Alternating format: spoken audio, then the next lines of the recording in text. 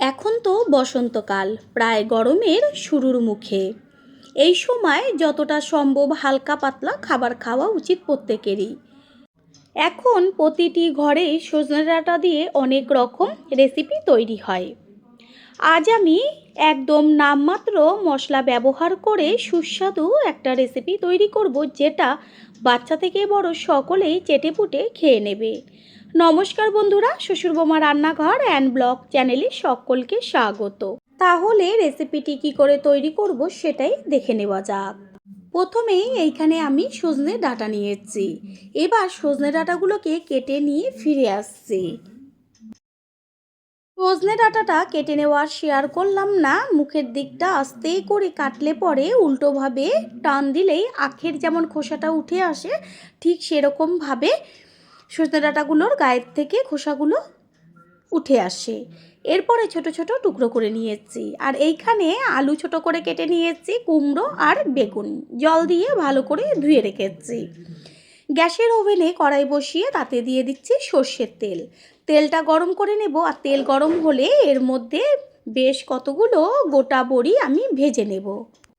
গ্যাসের flame low to medium করে বড়িগুলোকে ভাজতে হবে, না হলে ওপরটা লাল হয়ে যাবে আর ভেতরে একদম কাঁচা থাকবে, খেতে একটুও ভালো লাগবে না। লো ফ্লেমে বড়িগুলোকে খুব সুন্দরভাবে লাল লাল করে ভেজে নিয়েছি। দুই পিঠই একদম দেখাই যাচ্ছে পুরো লাল লাল হয়ে গেছে। এবার এগুলোকে তেল ছেঁকে তুলে নেব। বেঁচে থাকা তেলের মধ্যে দেব আর অল্প পরিমাণ সর্ষের তেল। রেসিপিটা একদম অল্প তেলেই আমি তৈরি করব। তারপর দিয়ে দিচ্ছি হাফ চা চামচ পরিমাণ পাঁচফোড়ন। এইখানে আপনারা চাইলে শুধু কালো জিরেও দিতে পারেন। ফোড়নের থেকে খুব সুন্দর একটা গন্ধ বেরোচ্ছে। এই পর্যায়ে এর মধ্যে দিয়ে দিচ্ছি ছোট ছোট করে ডুমু করে কেটে নেওয়া আলু। আলু তাড়াতাড়ি সিদ্ধ হয়ে যাবার জন্য দিয়ে দিচ্ছি হাফ চা চামচ পরিমাণ লবণ। আর কালারের জন্য ছোট চামচের হাফ চামচের থেকেও কম পরিমাণ হলুদ গুঁড়ো। লবণ আর হলুদটা ভালো করে নেড়ে চেড়ে মিশিয়ে নিয়ে গ্যাসের ফ্লেম লোয় রেখে আলুটাকে খুব ভালো করে ভেজে নেব। আলু 50% মতন সিদ্ধ হয়ে গেছে। এই পর্যায়ে এর মধ্যে দিয়ে দিচ্ছি কেটে নেওয়া সজনে ডাঁটা। সজনে ডাঁটাগুলোকে এবার আলুর সাথে একইভাবে ভেজে নেব।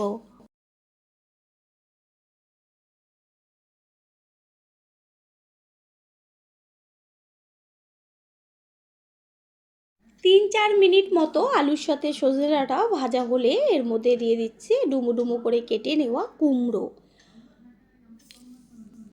কুমড়োটাও হালকা একটু ভাজা হলে পরে সবশেষে এর মধ্যে দিয়ে দেব কেটে নেওয়া বেগুন। বেগুন তো সিদ্ধ হতে বেশি সময় লাগে না, সেই কারণে সবশেষে বেগুনটাকে দিয়ে তারপরে গ্যাসের ফ্লেম মিডিয়াম টু লো করে ভেজে নেব।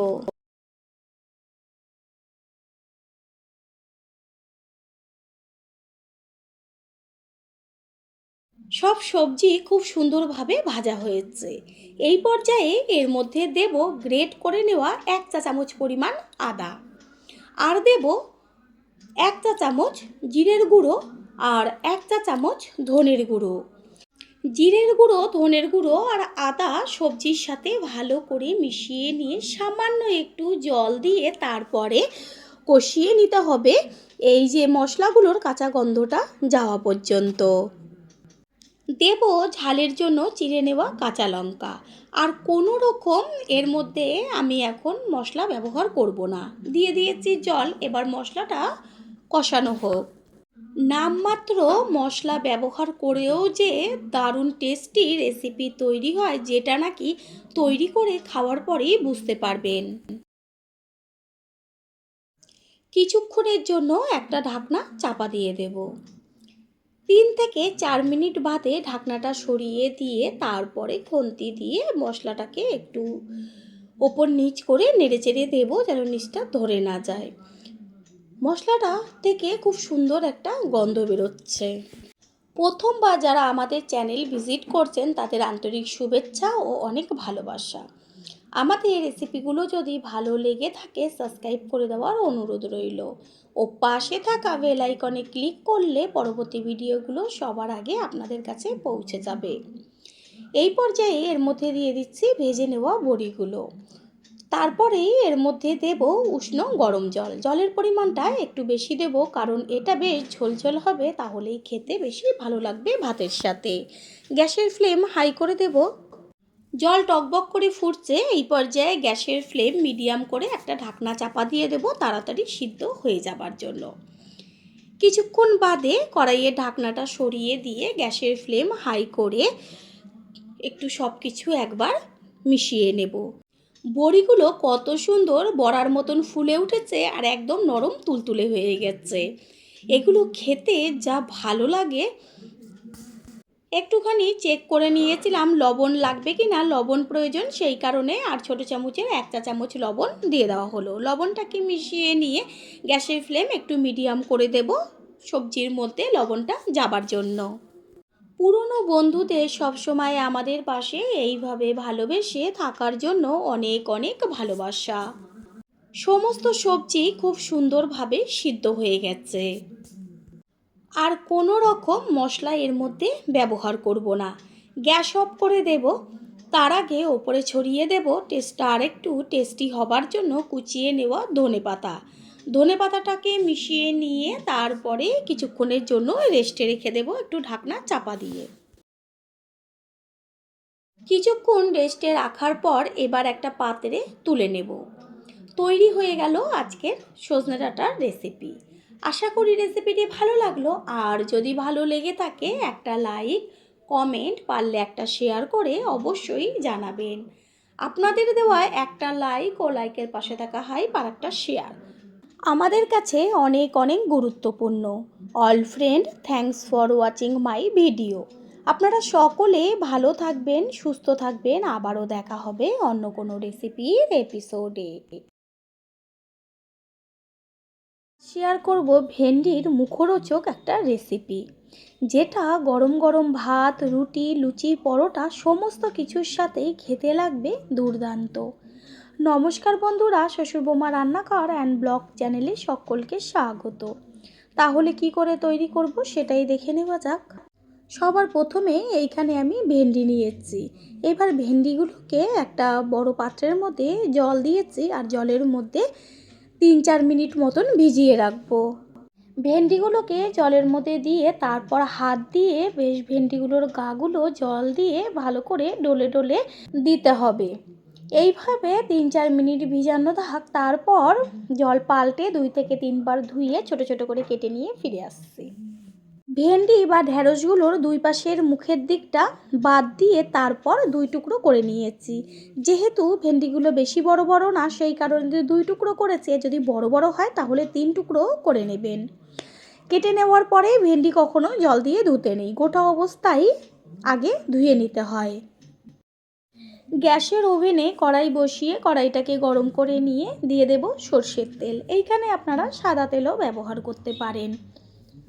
তেল গরম হওয়ার পরে দিয়ে দিচ্ছি ছোটো চামচের 1/2 চা চামচ পরিমাণ লবণ। লবণটা তেলের মধ্যে দিলে পরে কি হবে, এখন যে কেটে নেওয়া ভেন্ডিগুলো আমি তেলের মধ্যে দেব, তাতে তেলটা চারদিকে ছিটবে না। গ্যাসের ফ্লেম হাই করে দিয়ে তেলের সাথে ভেন্ডিটাকে নেড়েচেড়ে নিয়ে তারপর গ্যাসের ফ্লেম লো টু মিডিয়াম করে দিয়ে ভেন্ডিগুলোকে ভালো করে ভেজে নেব। ভেন্ডি বা ঢ্যাঁড়স দিয়ে তো অনেক রকম রেসিপি তৈরি করে খেয়েছেন, একবারের জন্য হলেও এই রেসিপিটি ট্রাই করুন। গ্যারান্টি দিয়ে বলতে পারি ছোট থেকে বড় সকলেই খেয়ে নেবে। ভেন্ডিটা দেখা যাচ্ছে হালকা গায়ে কালার আসছে, বেশ একটু নরম নরম হয়ে এসছে। ভালো করে ভেন্ডিটাকে ভাজতে হবে। ভেন্ডিগুলো ভাজা হয়ে গেছে, আর কত সুন্দর ঝরঝরে হয়েছে ভেন্ডি ভাজাগুলো।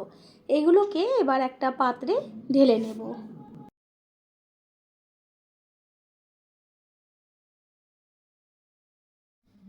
ভেন্ডিটা নামিয়ে নিয়ে ওই কড়াইটায় গ্যাসের ওভেনে বসিয়ে দিয়ে দিচ্ছি সর্ষের তেল। তেলের মধ্যে ফোড়ন দেব একটা শুকনো লঙ্কা আর 1/2 চা চামচ পরিমাণ সাদা জিরে। ফোড়নটাকে ভালো করে ভেজে নেব। যখন ফোড়নের থেকে সুন্দর একটা গন্ধ বেরোবে, গ্যাসের ফ্লেম একদম লোতে রাখতে হবে। তারপরেই এর মধ্যে দিয়ে দেব ছোটো চামচের 1 চা চামচ পরিমাণ হিং। এই হিং দেওয়াতে এত দারুণ একটা টেস্ট হবে। হিং তেলের মধ্যে দিয়ে সাথে সাথে খুন্তি দিয়ে ভালো করে নেড়ে চেড়ে দিতে হবে। তারপরে এর মধ্যে দিয়ে দেব ছোট্ট ছোট্ট করে ডুমু করে কেটে নেওয়া আলু। আলুটাকে তেলের সাথে মিশিয়ে নেড়েচেড়ে নেব। আর আলু দেওয়ার পরে এর মধ্যে একই সাথে দিয়ে দেব কুচিয়ে নেওয়া পেঁয়াজ আর কাঁচা লঙ্কা। এবার পেঁয়াজ, আলু আর কাঁচা লঙ্কা ভালো করে তেলের মধ্যে ভেজে নিতে হবে, গ্যাসের ফ্লেম লো টু মিডিয়ামে রেখে। আলু ভাজা হতে হতে আলুর সাথে পেঁয়াজটাও খুব সুন্দরভাবে ভাজা হয়ে যাবে। আলুর মধ্যে দিয়ে দেব কালারের জন্য হাফ চা চামচ পরিমাণ হলুদ গুঁড়ো, আর তাড়াতাড়ি সিদ্ধ হয়ে যাওয়ার জন্য দেব পরিমাণ মতো লবণ। হলুদ আর লবণটা মিশিয়ে নিয়ে এবার গ্যাসের ফ্লেম লোতে থাকবে, খুব সুন্দরভাবে আলু আর পেঁয়াজটা ভাজা হবে।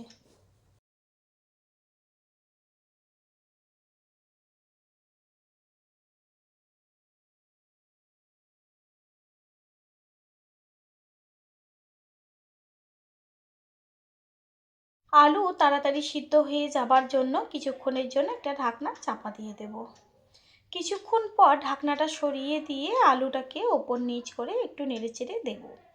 দেখাই যাচ্ছে যে পেঁয়াজের সুন্দর একটা কালার এসছে আর আলুও সুন্দরভাবে ভাজা হয়েছে। ঠিক এই পর্যায়ে এর মধ্যে দিয়ে দেব আদা আর রসুনের পেস্ট 1 চা চামচ। ভেন্ডির পরিমাণ অনুযায়ী আদা রসুনটা কম বেশি ব্যবহার করতে হবে। আদা আর রসুন গ্যাসের ফ্লেম লোতেই থাকবে, ভালো করে সব কিছুর সাথে নেড়েচেড়ে দিয়ে তারপরে এর মধ্যে একই সাথে দিয়ে দেব ছোট ছোট করে কুচিয়ে নেওয়া টমেটো। এই যে টমেটোর থেকে একটু যে জলটা বেরোবে, টমেটো মজে যাবে, তাতেই খুব সুন্দরভাবে আদা আর রসুনও কষানো হয়ে যাবে। পুরনো বন্ধুদের সবসময় আমাদের পাশে এইভাবে ভালোবেসে থাকার জন্য অনেক অনেক ভালোবাসা। একটুখানি ঢাকনা চাপা দিয়ে দিয়েছিলাম, ঢাকনাটাকে খুলে দেখা যাচ্ছে যে ওপরে খুব সুন্দরভাবে তেল ছাড়ছে আর এত সুন্দর একটা মিষ্টি গন্ধ আসছে। আলুগুলো কত সুন্দর সিদ্ধ হয়ে গেছে।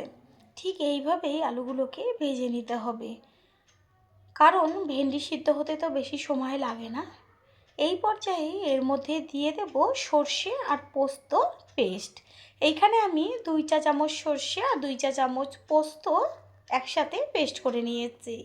এবার পেস্টটাকে ভালো করে নেড়েচেড়ে মিশিয়ে নেব আর 2 থেকে 3 মিনিট মতন একটু কষিয়ে নিলেই সুন্দরভাবে কষানোটা হয়ে যাবে।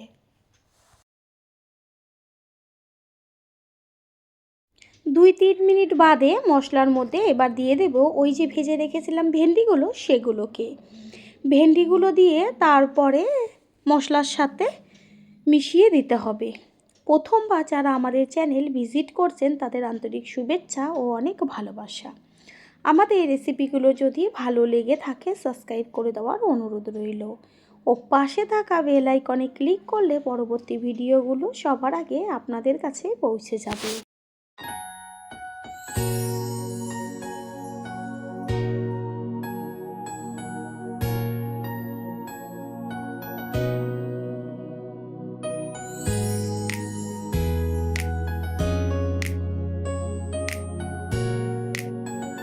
কষিয়ে নেওয়া হয়ে গেছে, এবার এর মধ্যে দিয়ে দিচ্ছি অল্প পরিমাণ উষ্ণ গরম জল, কারণ আলু তো ভাজাতেই সিদ্ধ হয়ে গেছে আর ভেন্ডিও তো সিদ্ধ, সেই কারণে হতে বেশি সময় লাগবে না। গ্যাসের ফ্লেম হাই করে দিয়ে মশলাটাকে জলের সাথে নেড়েচেড়ে মিশিয়ে নিতে হবে।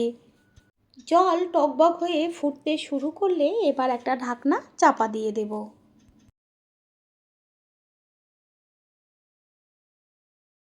4 থেকে 5 মিনিট বাদে ফিরে এসে কড়াইয়ে ঢাকনাটা সরিয়ে দিয়ে তারপর খুন্তি দিয়ে একটু ভালো করে মিশিয়ে নেব।